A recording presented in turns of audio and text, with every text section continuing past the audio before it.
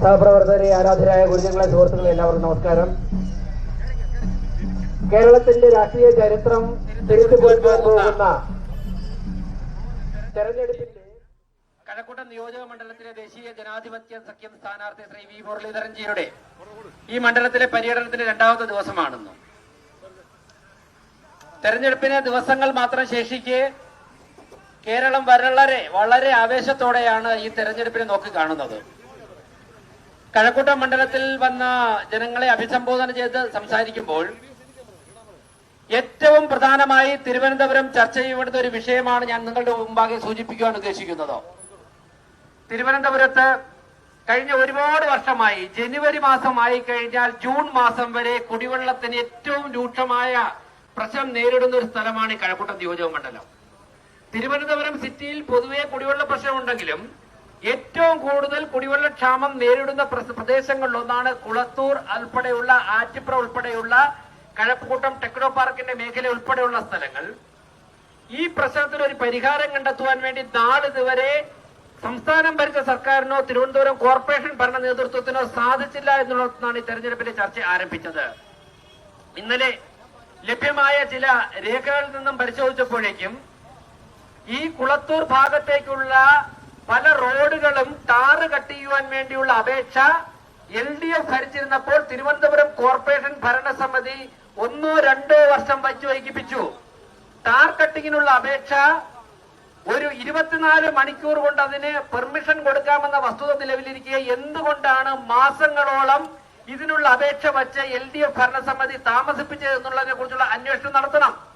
ഇത്രയും കാലമായിട്ടും കഴക്കൂട്ടത്തെ കുടിവെള്ള പ്രശ്നം അവർക്ക് പരിഹരിക്കാൻ സാധിച്ചിട്ടില്ല. ഈ വിഷയമാണ് കഴക്കൂട്ടം നിയോജക മണ്ഡലത്തിലെമ്പാടും ചർച്ച ചെയ്യപ്പെടേണ്ട വിഷയം. അതുപോലെ തന്നെ ഇന്നലെ മാർച്ച് മാസം 31-ാം തീയതി കഴിഞ്ഞു, ഒരൊറ്റ ബില്ലും പാസ്സായിട്ടില്ല. അതുകൊണ്ട് തന്നെ കോൺട്രാക്ടർമാരും തന്നെ അടുത്ത വർഷത്തെ വർക്ക് മരാമത്ത് പണികൾ ഏറ്റെടുക്കുന്നില്ല. 23-ാം തീയതിക്ക് ശേഷം ട്രഷറിയിൽ ഒരു ബില്ലും സ്വീകരിച്ചിട്ടില്ല.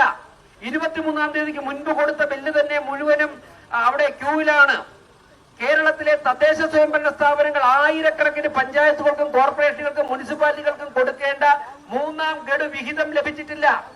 ഇപ്പോ ഞാൻ മേയർ എന്നുള്ള നിലയ്ക്ക് തിരുവനന്തപുരം കോർപ്പറേഷന്റെ അക്കൗണ്ട്സ് പരിശോധിച്ചപ്പോൾ 3 ഘട്ടമായിട്ടാണ് പ്രധാനമായും സംസ്ഥാന സർക്കാരിന്റെ വിഹിതം നമുക്ക് തരേണ്ടത്. 2 ഘട്ടം കിട്ടി, 3ാമത്തെ ഘട്ടം കിട്ടിയിട്ടില്ല. അതുകൊണ്ട് തന്നെ കോർപ്പറേഷൻ ചെലവഴിക്കേണ്ട പല കാര്യങ്ങൾക്കും ചെലവഴിക്കുവാൻ വേണ്ടി പണമില്ല.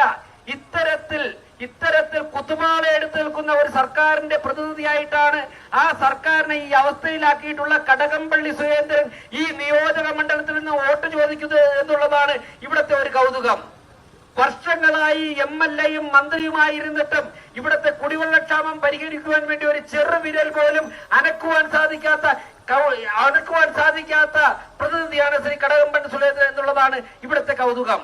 2016-ൽ വെറും 7000 വോട്ടിനാണ് ദേശീയ ജനാധിപത്യ സഖ്യത്തിന് ഈ തെരഞ്ഞെടുപ്പിൽ വിജയിക്കുവാൻ സാധിക്കാതെ പോയത്. അതിനുശേഷം നരേന്ദ്രമോദി ഗവൺമെന്റിൽ ഏറ്റവും വിജയകരമായിട്ട് സ്വന്തം മന്ത്രാലയം നോക്കിയ മന്ത്രി എന്നുള്ള നിലയ്ക്കുള്ള ബഹുമതിയോടുകൂടിയാണ് ആരാധ്യനായ പ്രധാനമന്ത്രി കേരളം കേന്ദ്രീകരിച്ച് പ്രവർത്തിക്കുവാൻ വേണ്ടി വി മുരളീധരൻജിയെ കഴക്കൂട്ടത്തേക്ക് അയച്ചിരിക്കുന്നത് എന്നുള്ളതാണ് കഴക്കൂട്ടം നിയോജക മണ്ഡലത്തിൽ ഏറ്റവും പ്രാധാന്യം അർഹിക്കുന്ന കാര്യം. ഞാൻ ദീർഘിപ്പിക്കുന്നില്ല. പ്രിയപ്പെട്ടവരെ, കഴിഞ്ഞ കോർപ്പറേഷൻ തെരഞ്ഞെടുപ്പിൽ ഒരു പൂ ചോദിച്ചപ്പോൾ ഒരു പൂന്തോട്ടം തത്തുവന്നത് പോലെ 14 കൗൺസിലർമാരെ വിജയിപ്പിച്ച് ചരിത്രം സൃഷ്ടിച്ച നിയോജക മണ്ഡലമാണ് കഴക്കൂട്ടം നിയോജക മണ്ഡലം. പ്രിയപ്പെട്ടവരെ, ഞങ്ങൾ പറയുന്നു, നിങ്ങൾക്ക് ഞങ്ങൾ തന്ന വാക്ക് പോലെ തന്നെ ഒരു ദിവസം 18 മണിക്കൂർ ഇവിടെ ഇപ്പൊ ആറ്റിപ്ര കൗൺസിലർ സുനിലുണ്ട്, കാര്യവട്ടം കൗൺസിലർ സന്ധ്യാറാണി ഉൾപ്പെടെയുള്ളവർ ഇവിടെയുണ്ട്. നിങ്ങൾക്ക് ഞങ്ങൾ വാക്ക് തന്നതുപോലെ ഒരു ദിവസം 17-18 മണിക്കൂർ ജനങ്ങളുടെ ഇടയിലുണ്ട്. ജനങ്ങൾക്ക് വേണ്ടി കഠിനാധ്വാനം ചെയ്യുന്നു. ഞങ്ങൾ തെരുവു നായ്ക്കളെ ഷെൽട്ടറിൽ അടച്ചു തുടങ്ങി. വേസ്റ്റ് മാനേജ്മെന്റ് കാര്യം ഞങ്ങൾ പരിഹരിച്ചു തുടങ്ങി. പാവപ്പെട്ടവർക്ക് വീട് നൽകുന്ന പദ്ധതികൾക്ക് ഞങ്ങൾ തുടക്കം കുറിച്ചു തുടങ്ങി. ഞങ്ങൾക്ക് നിങ്ങളുടെ പ്രതീക്ഷയ്ക്ക് അപ്പുറം പോകണമെങ്കിൽ, നമ്മളുടെ നാടിന്റെ സ്വപ്നങ്ങൾ സാക്ഷാത്കരിക്കണമെങ്കിൽ തിരുവനന്തപുരം കോർപ്പറേഷൻ ഭരണസമിതിയെ സഹായിക്കുവാൻ, രാഷ്ട്രീയമായിട്ട് സഹായിക്കുവാൻ ഒരു പിടി MLA-മാർ ഞങ്ങൾക്ക് കേരളത്തിന്റെ നിയമസഭയിൽ ഉണ്ടാകണം.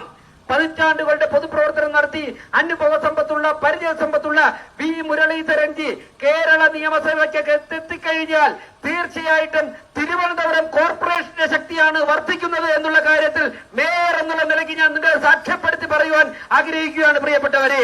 അതുകൊണ്ട് തന്നെ ഇനി വരാൻ പോകുന്ന 6 ദിവസങ്ങളിൽ രാത്രിയെ പകലാക്കിക്കൊണ്ടുള്ള ഈ മാർക്സിസ്റ്റ് പാർട്ടിയുടെ ദുർഭരണം അവസാനിപ്പിക്കുവാൻ വേണ്ടിയുള്ള വലിയൊരു പോരാട്ടമായിരിക്കണം. ഒരു സംശയവും വേണ്ട. പി മുരളീധരൻ ഉൾപ്പെടെയുള്ള BJP സ്ഥാനാർത്ഥികൾ വിജയിച്ച് നിയമസഭയിലെത്തിയാൽ കേന്ദ്ര ഗവൺമെന്റിന്റെ ഉൾപ്പെടെ പങ്കാളിത്തത്തോടെ ഈ കഴക്കൂട്ടം നിയോജക മണ്ഡലത്തിലെ കുടിവെള്ള പ്രശ്നം ഉൾപ്പെടെയുള്ളവ എത്രയും പെട്ടെന്ന് തന്നെ പരിഹരിക്കണമെന്ന് മേയർ എന്നുള്ള നിലയ്ക്ക് ഞാൻ നിങ്ങൾക്ക് ഉറപ്പ് തന്നുകൊണ്ട് ഞാൻ ഈ പരിപാടി ഇന്നത്തെ പര്യടനം ഉദ്ഘാടനം ചെയ്ത് പ്രഖ്യാപിച്ചുകൊണ്ട് നിർത്തുന്നു. നന്ദി, നമസ്കാരം. ഏപ്രിൽ 9-ാം തീയതി നടക്കാൻ പോകുന്ന കേരള നിയമസഭയിലേക്കുള്ള തെരഞ്ഞെടുപ്പിൽ കഴക്കൂട്ടം നിയോജക മണ്ഡലത്തിൽ നിന്നും ദേശീയ ജനാധിപത്യ സഖ്യത്തിന്റെയും ഭാരതീയ ജനതാ പാർട്ടിയുടെയും പ്രതിനിധി എന്നുള്ള നിലയിൽ മത്സരിക്കുന്ന എന്റെ ഈ പ്രചരണ വാഹന പര്യടനം ഇന്ന് ഉദ്ഘാടനം ചെയ്ത ബഹുമാന്യനായിട്ടുള്ള തിരുവനന്തപുരം മേയർ ശ്രീ VV രാജേഷ് അവർകൾ, ഇവിടെ ഈ സ്വീകരണത്തിന് പങ്കാളിയായിട്ടുള്ള നിയോജക മണ്ഡലം president Shri Sunil, area president Shri Shaju Krishna, councillor Shrimati Sandhya Rani, Kamaraj Congress president ജില്ലാ പ്രസിഡന്റ് ശ്രീ സുദേവൻ, മണ്ഡലം പ്രസിഡന്റ് ശ്രീ അശോകൻ, BDJS മണ്ഡലം പ്രസിഡന്റ് ശ്രീ അജി കല്ലമ്പള്ളി, മറ്റ് നേതാക്കളെ, സുഹൃത്തുക്കളെ, സഹോദരി സഹോദരന്മാരെ, മാധ്യമപ്രവർത്തകരെ, ഈ പ്രദേശത്തെ ജനാധിപത്യ വിശ്വാസികളായ സമ്മതിദായകരെ, എല്ലാവർക്കും നമസ്കാരം. ഈ തെരഞ്ഞെടുപ്പിന്റെ രാഷ്ട്രീയ പ്രാധാന്യത്തെക്കുറിച്ചും ഈ തെരഞ്ഞെടുപ്പ് കേരളത്തിൽ സൃഷ്ടിക്കാൻ പോകുന്ന, പ്രത്യേകിച്ച് തിരുവനന്തപുരത്ത് സൃഷ്ടിക്കാൻ പോകുന്ന മാറ്റത്തെക്കുറിച്ചുമൊക്കെ എനിക്ക് മുൻപ് സംസാരിച്ച പാർട്ടിയുടെ നേതാക്കന്മാരും ഉദ്ഘാടന കർമ്മം നിർവഹിച്ച ബഹുമാന്യനായിട്ടുള്ള മേയറും സൂചിപ്പിച്ചു കഴിഞ്ഞു. കഴക്കൂട്ടം മണ്ഡലത്തെ സംബന്ധിച്ചിടത്തോളം ഏറ്റവും വേഗതയിൽ വളർന്നുകൊണ്ടിരിക്കുന്ന കേരളത്തിലെ പ്രദേശം എന്നുള്ള നിലയിലാണ് കഴക്കൂട്ടം അറിയപ്പെടുന്നത്. ഒരു വശത്ത് ടെക്നോ പാർക്കും മറുവശത്ത് മെഡിക്കൽ കോളേജും RCCയും ശ്രീചിത്രയും national institute of speech and ഹിയറിംഗും ഉൾപ്പെടെയുള്ള സ്ഥാപനങ്ങൾ, കേരള യൂണിവേഴ്സിറ്റി, LNCP, ഒരു സർവകലാശാലയാവാൻ ശ്രമിച്ചുകൊണ്ടിരിക്കുന്ന മാറിവാനിയസ് ക്യാമ്പസ്, അങ്ങനെ വലിയ വികസന സാധ്യതകൾ, ആ വികസന സാധ്യതകളുള്ള ഒരു പ്രദേശം, അതിന് വേണ്ടത്ര സഹായം ലഭിക്കാത്തതിന്റെ ഫലമായി, വേണ്ടത്ര പിന്തുണ ലഭിക്കാത്തതിന്റെ ഫലമായി, വേണ്ട സംരക്ഷണം ലഭിക്കാത്തതിന്റെ ഫലമായി ആ വികസനം സാധ്യമാകാതെ വന്ന, അതിന്റെ ആ സ്ഥാപനങ്ങളുടെ പ്രയോജനം ഈ നാട്ടിലെ ജനങ്ങൾക്ക് ലഭ്യമല്ലാതെ വന്ന ഒരു സാഹചര്യമാണ് ഇന്നുള്ളത്. ഇവിടെ കഴിഞ്ഞ 10 വർഷമായിട്ട് ജനപ്രതിനിധിയായിട്ടുള്ള വ്യക്തി, അദ്ദേഹം 5 വർഷം മന്ത്രിയായിരുന്നു, ടൂറിസത്തിന്റെ മന്ത്രിയായിരുന്നു. ടൂറിസം മേഖലയിൽ ഈ മണ്ഡലത്തിൽ ആകെ ഉണ്ടായിട്ടുള്ളത് ആക്കുളം കായലിന്റെ വികസനം എന്നുള്ള പേരിൽ കോടികളുടെ വെട്ടിപ്പാണ്. മാത്രമല്ല, ശബരിമലയിൽ സ്വർണ്ണക്കൊള്ള നടന്ന കാലത്ത് ദേവസ്വം ബോർഡിന് നേതൃത്വം നൽകിയ ആളാണ്. സ്വന്തം വകുപ്പ് ഭരിക്കാൻ അറിയില്ല എന്ന് സ്വയം പ്രഖ്യാപിച്ചിട്ടുള്ള ഒരാൾ.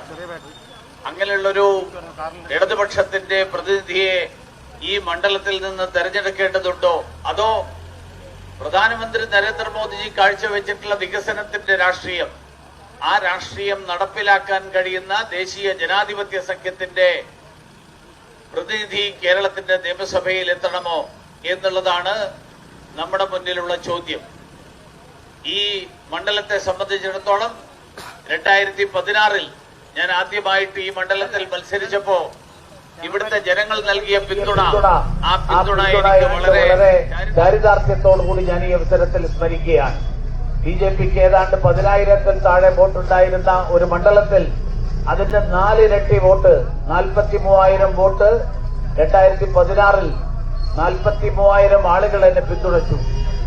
10 വർഷക്കാലത്തിന് ശേഷം വീണ്ടും ഞാനിവിടെ വരുമ്പോൾ കേന്ദ്രമന്ത്രി എന്നുള്ള നിലയിൽ 5 വർഷക്കാലം നടത്തിയ പ്രവർത്തനങ്ങൾ, 10,000-കണക്കിന് മനുഷ്യജീവനുകൾ രക്ഷിച്ച് വിദേശത്തു നിന്ന് ഇന്ത്യയിലേക്ക് എത്തിക്കാൻ കഴിഞ്ഞതിന്റെ ചാരിതാർത്ഥ്യം, ആ ചാരിതാർത്ഥ്യത്തോടുകൂടിയാണ് ഞാൻ ഇന്ന് ഈ തെരഞ്ഞെടുപ്പിനെ നേരിടാൻ കഴക്കൂട്ടത്തെ എന്റെ സ്വന്തം നാട്ടുകാരുടെ മുന്നിലേക്ക് ഞാൻ വീണ്ടും വരുന്നത്.